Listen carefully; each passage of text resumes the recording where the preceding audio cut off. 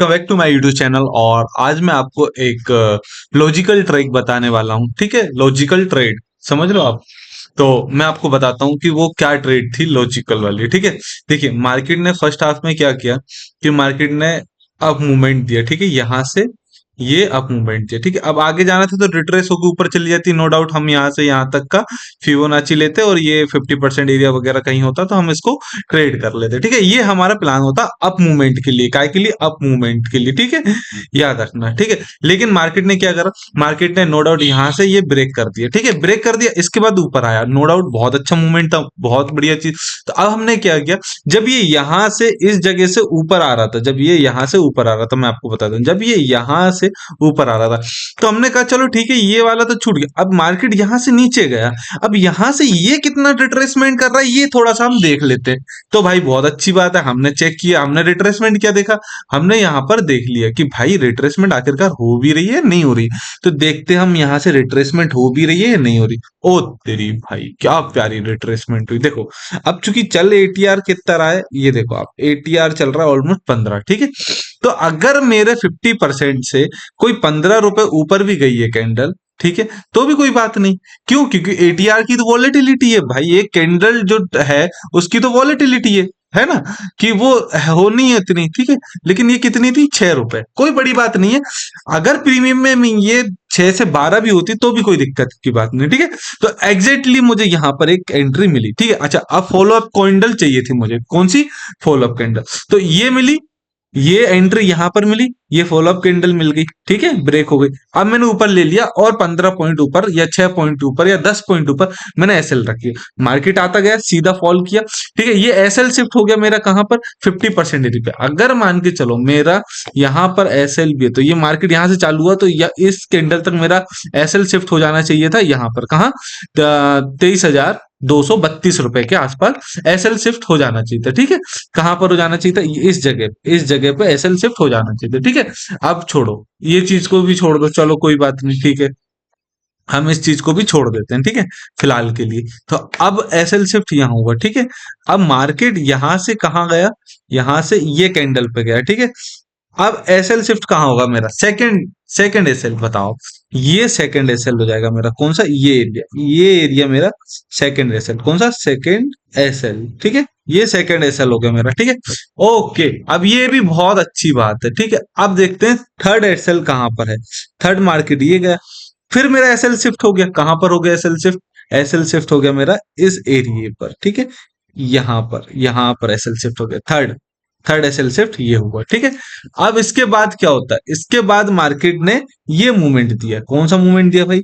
ये वाला दिया, या ये मान के चलो ये दे दिया, ये मूवमेंट दे दी। ठीक है, एसएल तो मेरा यहीं पर है, कोई बड़ी बात नहीं, हम तो ये भी कंसीडर कर लें। ठीक है, क्योंकि एसएल तो हमारा दूर है भाई, सीधी सी बात है, एसएल तो हमारा दूर है। ठीक है, एसएल तो हमारा दूर है, ये देख लेते हैं यहाँ पर थोड़ा सा ये। ठीक है, ये दो, तो हमारा एसएल कहाँ आ गया?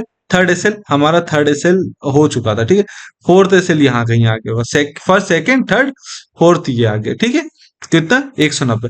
अब और नीचे चले जाओ मार्केट को, ये कैंडल पे जाओ, और नीचे आ गया एसएल। ठीक है, 0.5 पर एसएल है हमारा। ठीक है, ये मान के चलना है, ये वाला जो एरिया रहता है ना, इसको इसको आप एसएल मान के चलना है। ये 0.5, ये इसको ध्यान रखना। ठीक है, फिबोनाची में। ठीक है, ये अब जैसे जैसे मार्केट नीचे जाएगा, मैं नहीं कहता मार्केट पूरा कैप्चर करना है, मार्केट को सिर्फ 50% कैप्चर करना है, ट्रेंडी मार्केट को 50% कैप्चर करना है। अब एसएल कहाँ आ गया? ये आ गया है। अब कहाँ आ गया? 23,185 पे एसएल आ गया। अब और नीचे चले जाओ तो कहां पर शिफ्ट हो गया? एसएल शिफ्ट हो गया 23,100, हाँ 180, 190 या 185 के आसपास, 187 है मतलब। हाँ 186 87 के आसपास हमारा एसएल शिफ्ट हो गया। ठीक है, अब ये है, ठीक है ना, हमने ये मूवमेंट तो कैप्चर कर लिया, ये तो हमारा सेफ है। ये यहां से लेके यहां तक मान के चलो हमारी यहाँ कहीं एंट्री भी हुई होगी। ठीक है, तो यहां से लेके ये तो सेफ है पूरा, ये इस एरिया को, सॉरी, ये पूरा एरिया। ठीक है, ये एरिया तो हमारा है, यहां तो हम कुछ भी कर सकते हैं।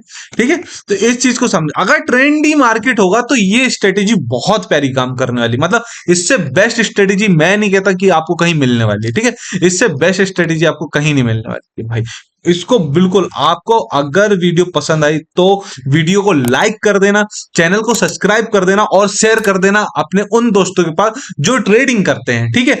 फटाफट और भी बता देता हूं मैं, और अब मैं प्रीमियम पर लेके चलता हूं। ये देखो प्रीमियम, देखिए प्रीमियम, ये प्रीमियम, प्रीमियम यहां से शुरू हुई थी गाइस, यहां से, ठीक है, यहां से शुरू हुई थी प्रीमियम, इस जगह कहीं से, ठीक है।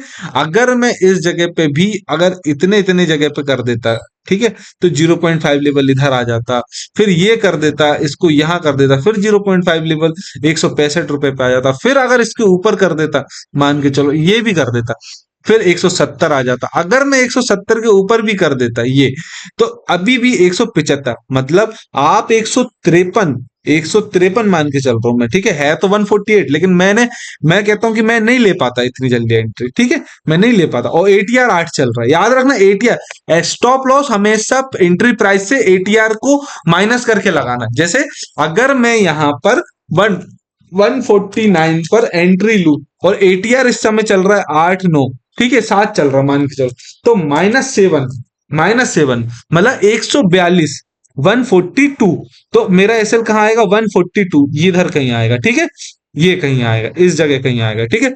तो याद रखना हमेशा एसएल बिल्कुल एटीआर से वो कर, क्यों, क्योंकि कैंडल की वॉलेटिलिटी है, 8 रुपए ऊपर नीचे हो सकती है, कोई बड़ी बात नहीं है कैंडल के लिए ये, ठीक है। तो आपका वॉलेटिलिटी है, मतलब कैंडल की वजह से, स्पाइक की वजह से स्टॉप लॉस हिट ना हो, इस वजह से आप एटीआर का यूज जरूर करें, ठीक है। प्रीमियम पर भी करें, आप स्पोर्ट पर भी करें, जहां भी आपकी कॉल है, पुट है, जो भी है, आप बिल्कुल एटीआर का यूज करें, बहुत अच्छी चीज है एटीआर, है ना। अभी फिलहाल मार्केट यहां पर है, ठीक है, और मेरा स्टॉप लॉस है 0.5, मतलब मेरा अगर मेरी 153 या 149 पे बाइंग है, तो मेरा 175 तक तो मेरा सेफ है ना, मतलब आप 149 माइनस 175, ठीक है।